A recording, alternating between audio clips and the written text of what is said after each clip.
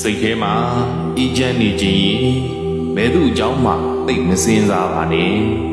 ဘယ်သူအကြောင်းမှသိအာယုံမဆိုင်ပါနဲ့ကိုယ့်ဘဝကိုပဲအာယုံဆိုင်ပါဘယ်သူအကြောင်းမှအာယုံမဆိုင်တော့တဲ့အချိန်က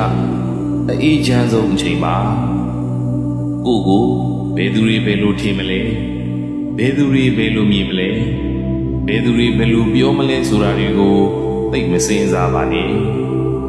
သူများကိုအာယုံဆိုင်ဖို့ထက်ကိုသာအာယုံဆိုင်ပါကိုလည်းဘာမှမဟုတ်တယ်လို့ဘယ်သူကမှလည်းဘာမှမဟုတ်ပါဘူး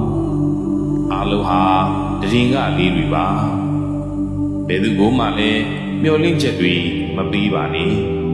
ဘယ်သူစီကမှလည်းဘာကိုမှမမျောလင့်ပါနဲ့ကုသိုလ်တွေနဲ့ပြောနိုင်အောင်ကြိုးစားပါစိတ်ကလေးအေးချမ်းနေပါလိမ့်မယ်သာသနာ့တွင်ဆရာတော်